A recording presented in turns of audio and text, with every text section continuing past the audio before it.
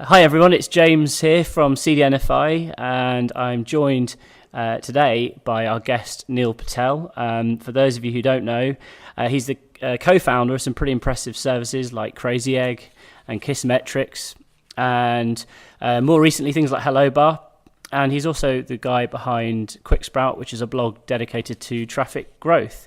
And today, Neil, I thought if it's all right with you, I just wanted to quiz you a bit on more like to do stuff to do with entrepreneurialism, because this is an area I'm really interested in. Originally, when we were going to record this podcast, we were going to get you chatting to our marketing community manager, Jamie, but I'm founder of CDNify, so I kind of figured it'd be interesting to quiz you a bit more on entrepreneurialism. And it's interesting because I was reading your story on your website. It's quite a fascinating one, and I actually see a lot of similarities between kind of like your story and also my story when growing up.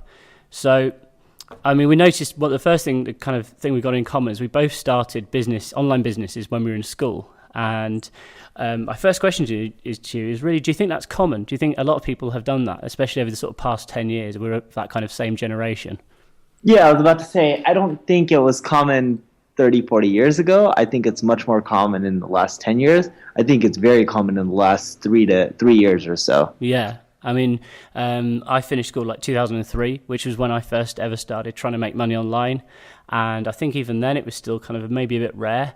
But what advice would you give to someone who's in that position right now? And what are the benefits, do you think, by sort of doing that and getting started really early? The sooner you start a company, the better off you are. Think of it this way. When you're older, there's a higher chance that you're maybe in a marriage, you have kids, you have more responsibilities, you have bills to pay, maybe rent, mortgage. When the younger you are, the less responsibilities you have. You may have little to none, right? You could be living with your parents. They could be paying for your transportation, your food, your education, etc. So when you start a business when you're younger, due to the fact that you have less responsibilities, you can truly make the right decisions for the business due to the fact that you don't have to worry about yourself, right, and providing for yourself. Yeah. So the younger you are, the easier it is. The older you are, your judgment gets clouded, right? I know a lot of people who are 30 years old who are really smart, but they would be great entrepreneurs, but they can't start one. Or if they do have a business, they have to make decisions that aren't necessarily best for the business due to the fact that they have a wife, kids, and they have to support the family. Mortgage and they got to payments, yeah. car and all this kind of stuff. It just adds up. Yeah, I mean, I think for me, I don't know about you, but when I first started, I was trying to make literally like a few $100s a month, just as a kind of, my friends had started getting part-time jobs, and I thought, you know what, I want to just make some money. I didn't really have any kind of target figure or goal in mind. I just wanted to earn something online. Yeah, no, totally, right? And when you're younger, you don't do things necessarily for the money. You just do a lot of this stuff because you want to, and it's Exactly. fun. Yeah, cool. So I think, I mean, I'm completely with you there. I think that starting early is really, really good. And even actually if you're at university and maybe you've got a student loan, so again, you kind of don't really have to worry about how much money you're making. It's a really good time to bootstrap a company. It's a great time to bootstrap a company. And the thing is, like the last few years, it's cheaper and cheaper to create a company. It's not more expensive, right? It was more expensive 10 years ago. Yeah, exactly. I noticed like you've got a lot of success now, and I think your sort of journey is very, very similar to a lot of entrepreneurs in that you've had highs and you've had lows. And I know you said you started an initial job board, but I mean, have you had many other failures sort of aside from that? And what do you learn from failing that perhaps succeeding doesn't teach you? Well, when you succeed, typically what most people don't realize is you're succeeding for a few things: right timing, luck, and there's a lot of other variables, right? Like good execution, good idea, etc. But luck and right timing have a huge role to play in success. Yeah. And no matter how smart or how dumb you are, you can't control always right timing and luck, right? Exactly. But you can make sure, I think you can set yourself up so when kind of like Lady Luck comes knocking on your door, you can take full advantage of that. That's correct. But with failures, when you fail, and if you fail a lot, what ends up happening is you quickly learn what you should or shouldn't do. Yeah, that's true. And if you continually avoid the mistakes you made, there's a greater chance you'll have a success in the future. Cool. So another question. Crazy Egg was bootstrap, right? Yes. And with Kissmetrics, you had funding. That's correct. I'm sure you've been asked this question before. So I've only ever bootstrapped companies, and in the case of CDNify, which is a relatively new business still, it's funded but privately, so it's really been funded through my own back pocket. So what would you say, someone looking to get investment versus someone looking to bootstrap? What's your preference? If you're going to start another company, if you're going to start Kissmetrics version 2, for example, whatever that might be, something else, would you bootstrap it or would you go for funding? Well, I'm in a bit of a unique situation, right? I'm not rich, but I've done all right as an entrepreneur where I probably don't need investment capital. There's always need for it, right? Like if you want to grow extra fast, but I can typically create a software company at least that's self-service without a sales team, because usually sales teams have big cash flow issues. I can typically create a self-service software company without a sales team. Okay. I mean, or without funding. And your kind of method for doing that is effectively really good marketing, isn't it?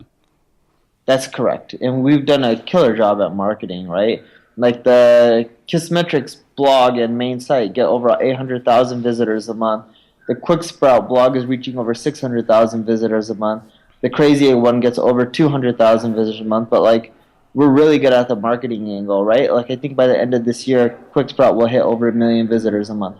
Cool. And what I think is interesting about Quick Sprout, looking at your stuff, is there's people who are kind of in the internet marketing niche, okay? And I've never been involved in that, but I've watched it at a distance, and I've got a very good friend who is really heavily into that kind of make money online, sell SEO services, that kind of thing, that internet marketing thing. And they've all got these big, horrible looking sales pages with big red, ugly text. You just know the sort of pages I'm on about. And I think with Quick Sprout, it's really interesting because you've used kind of a lot of those like tactics, but you've made it look really, really good. And it doesn't feel kind of intimidating like some of those pages do.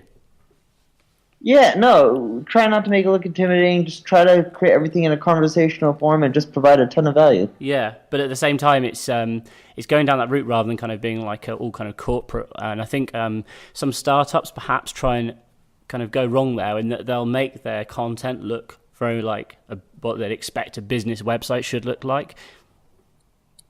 Exactly right. We try to avoid all of that kind of stuff and just create something that we think will provide a ton of value, and not corporate, make it friendly, and just try to help other people out. And call to action is really, really important as well, obviously. I think you're really good at that on kind of all your sites, actually. Yeah, thank you. So brings me on to my next question. With Hello Bar, obviously, that's kind of, I'm seeing that pop up everywhere now. Do you know how many sites it's deployed on? Can you tell me that? Can you share that with us? If you don't know that number myself, it's a lot, though. Yeah? Yeah, it keeps growing every day. And it's kind of like, it's a really good viral loop, isn't it? Because obviously the more sites that it gets on, the more people will click onto it. But it is a really, really simple thing. Like if you kind of even like a novice developer, I mean, I don't class myself as like a really good front-end developer or anything, but if I wanted to build a site and I wanted to add something like that, I know it wouldn't be that difficult. But I'm not sure, as a marketer, if I'd be willing to, and I'm not trying to say this to sort of be horrible, because I think it's a great tool and I think it's really easy, but I don't know if I trade off having, a bar at the top versus having the first thing that the visitors see is obviously a link back to your site to distract them from my own site. So that's why I'm kind of intrigued as to, why do you think it's been so successful, taking that into consideration? Well, the H is not too prominent on the bar, so most people don't on it. It's not even 1% of the people that see the bar click on it. Really? So okay. It's so tiny that even if you put it on your site, the chances are everyone's going to read the message. Cool. We do that on purpose, right? We're not trying to get 10% of your people to click on the H instead of the URL. Yeah, but obviously it's worked for you in a great way, because obviously it means that more and more people are getting installed in the bar and knowing what it is, which is cool. Have you got plans for where you want to take that next? Yeah, so we're adding more integrations. We're redoing the UI and the flow. Once we do that, we'll tweak the marketing, try to get more and more signups on a daily basis, and then we'll add paid plans. Because right now it's free. Yeah, exactly. So in terms of what paid plans would have, what do you think people might be able to get access to there? Not sure yet. We're still trying to figure that out. Okay, cool.